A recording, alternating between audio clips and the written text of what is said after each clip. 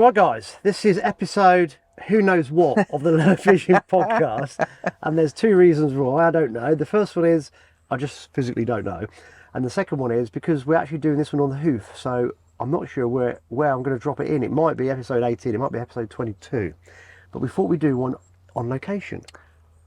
Yeah. We had intended to do it in the boat. But it's too hot. It's too bloody hot. It's October and we've been having ice cream and sunbathing, so it's not exactly what our planned pike trip was meant to be about, but there you go. October the 9th, and we've taken literally 3 hours out, middle of the day. Should we tell them where we are? Yeah. It's not a secret, is it? No. We're at the pike mecca of Blagdon. Yeah. So, yeah, we've come here. Oh, you can probably hear some tractors in the background. We've come here for a couple of days, and this is day one. And I've never been here before. Have you been here before, Charlie? Never been here, no. So we've done a bit of scouting around using the side imaging and my Hummingbird auto chart to make a map. And we've met a friendly Welshman. Mm-hmm. Dale Thomas. Not Turner. Dale Turner. It's the Welsh. I immediately jumped to Thomas. Dale Turner, correct. Yeah. So should we give the whole story? Yeah, go on then. Right. So I've been coming to Chew for probably 20 odd years now. Might do one trip a year, come for a couple of days. They didn't go every year, a few years when it didn't come, but probably started in the late 90s, early 2000s. And I used to stay at the Stoke Inn, so anybody that's been to Chew will know exactly what I'm about. And I keep talking to Charlie about this pub. So back in the day, we used to stay in the pub, and there was all sorts of shenanigans used to go on in the bar. Oh my God. Obviously, you can imagine some hairy-ass pikers used to turn up. And I can't mention most of the stories. No, definitely not. But then part of the pub turned into an Indian, so it was really nice Indian as well, so you can get your curry there and all sorts. So I was giving Charlie the lowdown. So last night we turned up, had the curry, didn't we? And we piled into the bar. And of course you start seeing a few faces, because everyone's down for fishing on Chew as well. And this very loud, curly-haired Welshman was at the bar. Who actually is Dale. We didn't know him before yesterday. No. And what a lovely guy. So we've had a few beers with him. And lad you know called Gary. Yeah. Yep. And he was Andy Lush's mate. We had a few beers with him. His mate Dan. They're Dan as well. So also I said to Charlie, right, I said you've got to try Grandad's piss. Now this was scrumpy. They used to have in plastic jugs behind the counter at the pub. And anyone who's had a proper scrumpy down in Somerset will know that they used to make it at the orchards, and they don't know how strong it is. It just basically has got no. It's only between 7 and about 13% alcohol content, whatever percentage, yeah. And it's lethal. So I used to come down here with a friend of mine called Guy Eldridge, and 2 pints of Grandad's piss, and he was on his back. But yeah. So I got some. I'm not a drinker at all. So then Andy threw it out of the bar yesterday. He'd have a pint of Grandad's piss, and when you're in a pub full of pike anglers, you can't say no, can you? So that was me for the night, and for most of this morning as well, actually. Well, the barmaid, she looked at the bloke. She said, "Which one's Grandad's piss? Which pump?" And he went, "It's that one." And apparently, Thatcher's now have started brewing it, not quite so strong. It's about 6%, so it was a bit cloudy. I think the sugars in it will give me a headache today. So I've had a headache for most of the day. Yeah. However, we've got a problem because we had a few beers with Gary and Dan, and basically we in a drunken state last night said if anyone catches a 20 today, we're all on Grandad's piss tonight. So at the minute we've only caught Jack, so we're okay. We're but safe. We don't know how Gary and Dan are doing.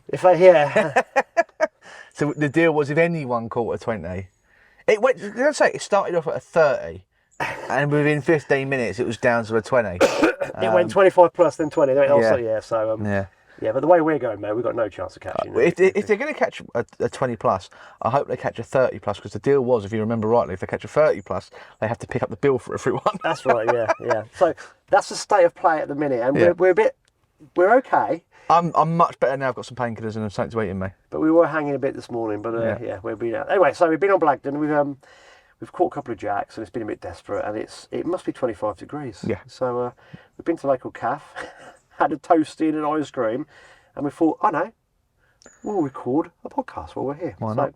we are doing. So obviously we're rambling on a bit about fly fishing, but we're going to touch upon the FIPSED Boat World Championship. That was last weekend. Yeah. So I think that's where we will head with this convo. Is there anything else you want to say about Blagdon first? No, other than it's beautiful. It's very pretty. Isn't it stunning? Yeah, it's very pretty. So it's my. I've never been to Chew either, so the whole area and locale is totally new to me, and I'm quite enjoying it so far. Even though I haven't really caught much, I feel like we said before about the fly fishing and things like that. It's a much slower pace. Yeah. When you're out on the Anglian waters and it's all hell for leather. It's all a bit hectic, whereas today it's been very chilled and relaxed, and we've taken our time to absorb the surroundings a bit, which is nice, and I've quite enjoyed that part of it.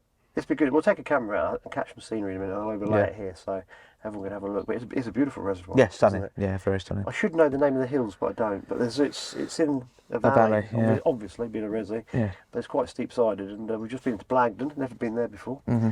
It's a beautiful village as well. Very pretty, yeah. So if you ever get the chance, I highly recommend it. Yeah, so that's good.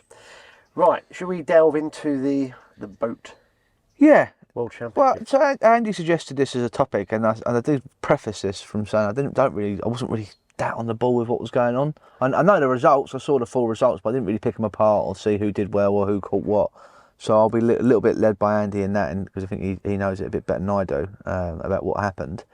But it's a hard one because it's especially a hard one for us because we're quite connected to the people that are in it. So it's hard to be objective about it because we like the people that are involved. Yeah, they're very nice people. Yeah, I think they're competitive enough to say, and this is quite a bold statement, that 10th is a disappointing result. Yeah, well, let's backtrack. Yeah, go on. Yeah, so I haven't actually looked at it much either. Oh, okay. But I know it was in Latvia. Yeah.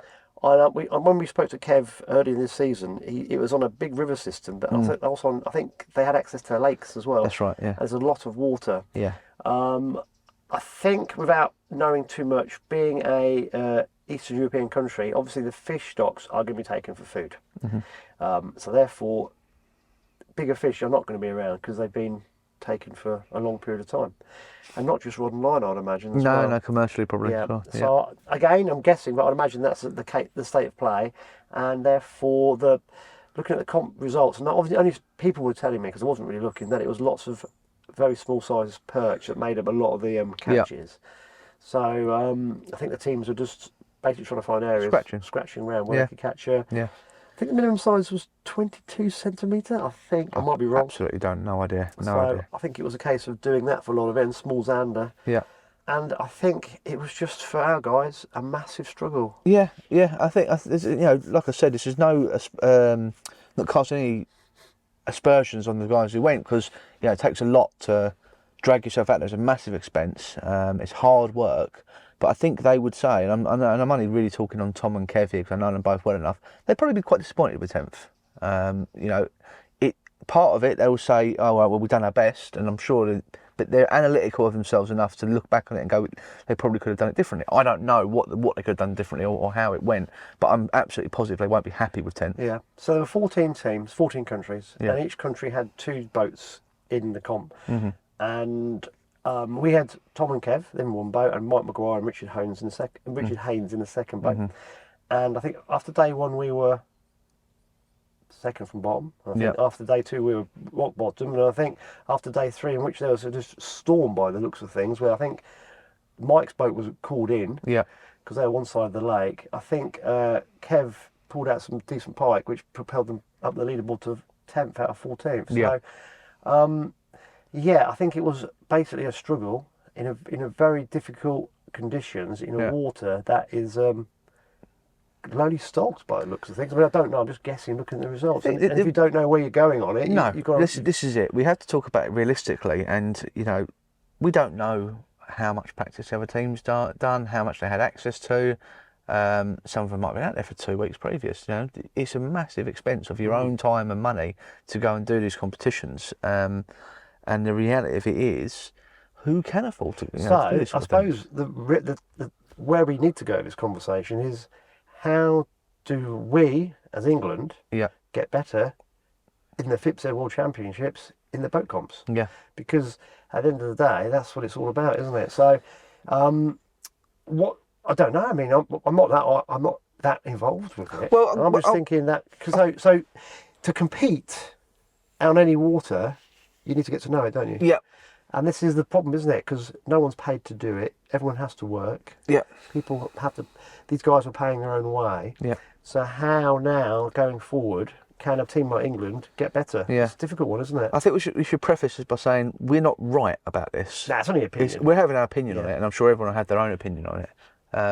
This is just what we think, and we thought about it, and we was thinking about how we had this almost exact conversation, but off camera, and analysing it and breaking it down. How do we think it could improve on? And I feel you have to play to people's strengths, right? And certain people have certain strengths. We all know Kev can go out and catch pike. We know he's good at it. We know that everyone's got their own thing they're good at. Do we have anyone in the team that can really go and scratch? Do we have anglers that can go and catch the wasps? Because that's what you need. You need someone who can go, of course, match tactics, scale right down, start at the basics, and build on something for that. Is there a space in the squad for people like that can do that? Because it does seem if there's going to be more and more of these competitions, and they have, they're not always out in these Eastern European countries, but they have been for the last couple, and because of the number of countries in that part of the world, or at least a similarity in the waters, is that an asset or a facet of the team that needs to be expanded on? Well, I remember we were actually driving through Bristol when we spoke about this. I remember when I'm thinking, I'm trying to think. Oh yeah, it was so. I think it's not what we think the England team should do. I think the discussion we had was what would we do in our heads, completely separate. So I gave the analogy of a cricket team, didn't I?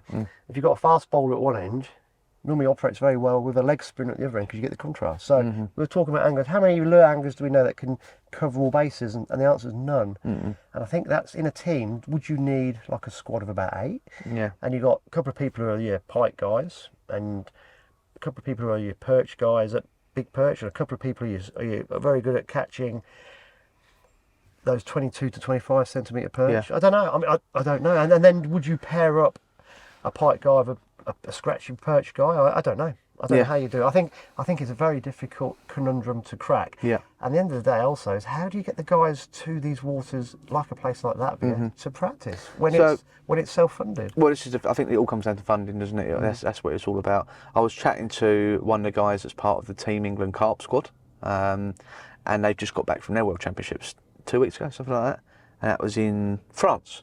So you think, brilliant, France. We know how to fish France. The English are brilliant. We do it all the time. We live out there virtually.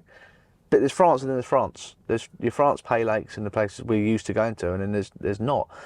So they didn't come anywhere. I forget where they came. And the carps in England's good. They've won it 2019, I think. Yes, they did, didn't they? Yeah. And they're usually there or thereabouts. They came nowhere this time round.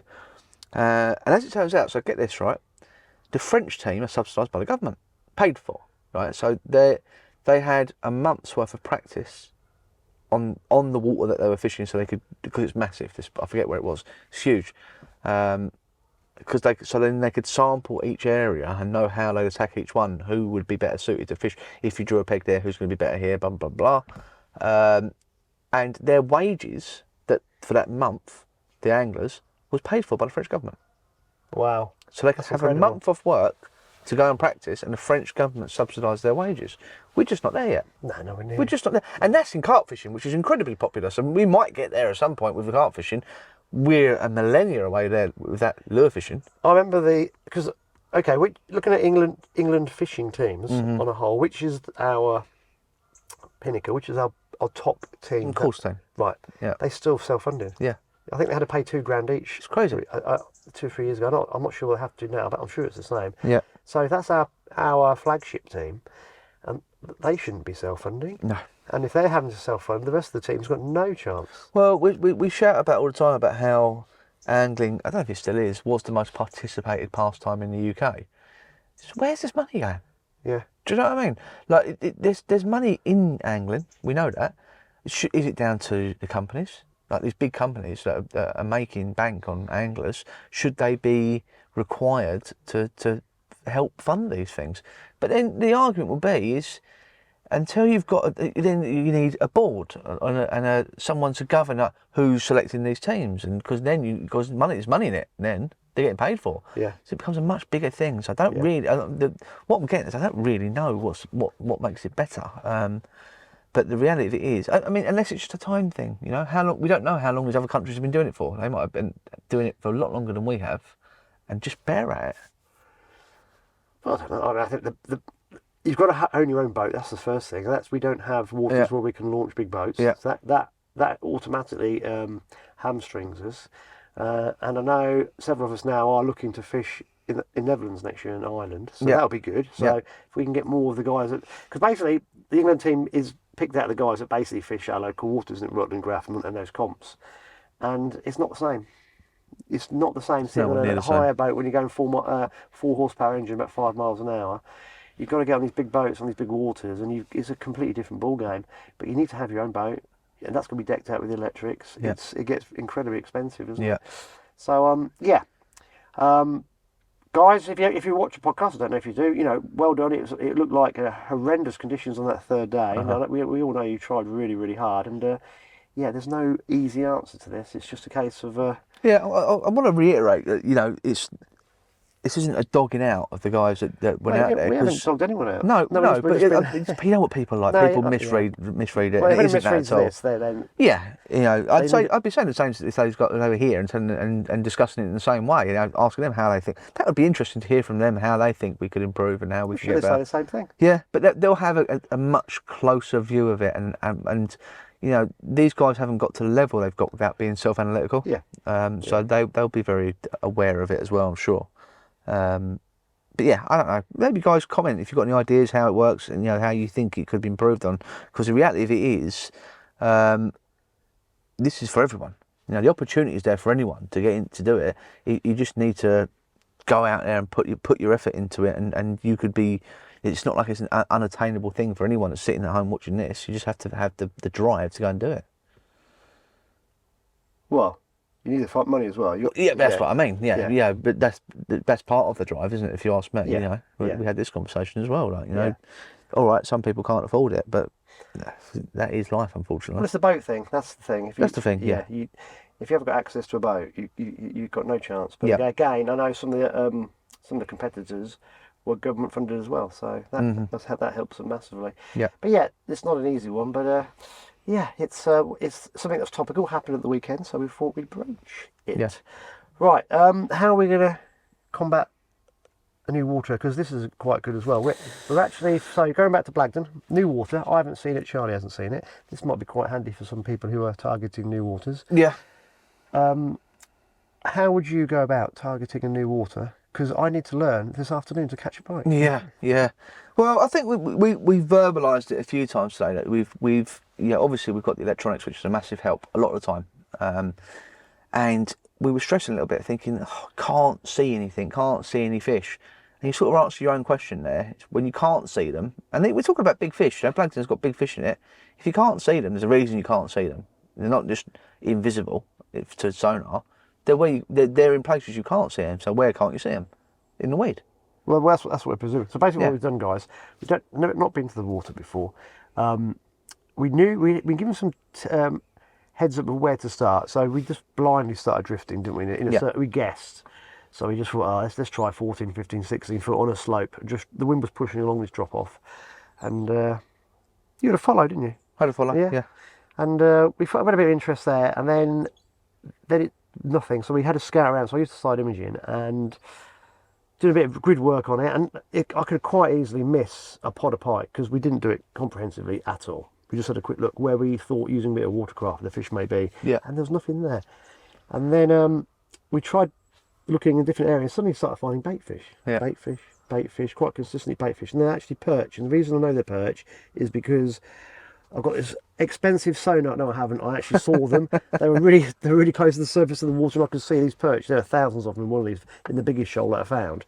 So they're perch, and near the perch we found trout. Yeah. So we're thinking, okay, right, there's something going on here, and some of the pods were quite close to the shore. So the first drift we did of this, we had two jacks. We had a jack each simultaneously. Now I know it's only a little jack, but it's pieces of the jigsaw puzzle, isn't it? So now we're pretty confident that we can go back to that area and try and pick up some more jacks. Now, the reason we didn't fish it much is the wind was really iffy there. When we first got to this spot, the wind was pushing us beautifully along the drop-off, and then suddenly the wind went weird, and it just was pushing us off it all the time. So if we can get a constant wind, we can go back to that area, and I'm sure we'll have a bit of fun catching some jacks there, and I'm sure a bigger fish will rock up. Yeah. But also, excuse me, we were talking to Dale, weren't we, when we came off for lunch, and they had the same experiences. They forgot their batteries, so their sonar isn't working. Yeah.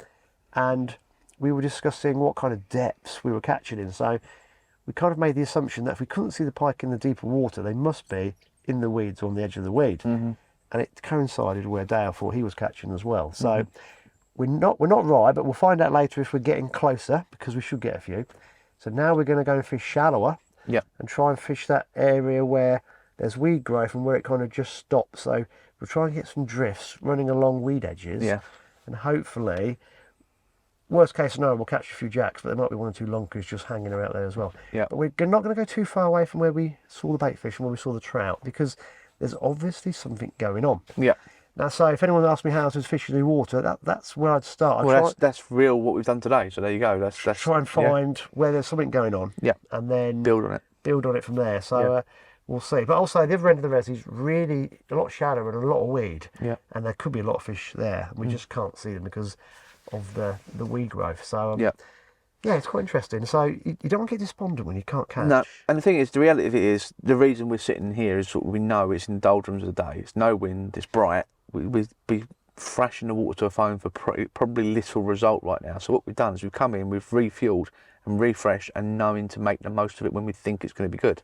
So rather than be knackered later when the light starts to dip and the wind's meant to pick up a little bit later, keeping ourselves fresh and alert and ready when we think it's going to be good, rather than beating ourselves into a pulp all day and being switched off by the time it's going to be good. And this is one thing I've learnt with fly fishing, because the fly fishing days are quite long. If you've got to learn to be a bit self-disciplined and have a break, because we've got 2 days as well. So if we go hell for leather today, we'll fish half the day properly tomorrow, and that'll be it. But if we can just pace ourselves today and then fish the ultimate times, I mean, it was the wind dropped, the sun just the clouds burnt away, and from having a quilt jacket on, we were just in these tops, absolutely sweating, weren't we? And it was like, right, let's just come off, and we're going to go back about 3:30. So we'll fish the last 3 hours of the day, and hopefully we can get 1 or 2 decent fish. And if we do, we'll stick them on here. Yeah. And if you don't see anything, you know what happened. I get a feeling. At least we won't be drinking Grandad's piss. Well, it depends if those guys caught anything anyway, but that'd be funny. Yeah, so if you're wondering where we are, we're in the back of the van as well. So this is quite mobile podcast studio. The new podcast studio. I quite like this. We could change the lights to disco lights. Yeah. Little glitter ball hanging here somewhere. Yeah. Did I tell you my story about the glitter ball? I feel like you're going to. Go on. I met the guy that invented it. Okay, go on. Honestly. I thought this was a wind up. No, in a little Spanish village called Orgiva. Right. This was 10 years ago, he was about 80 then. But he was the guy that invented the disco mirror ball. Wow.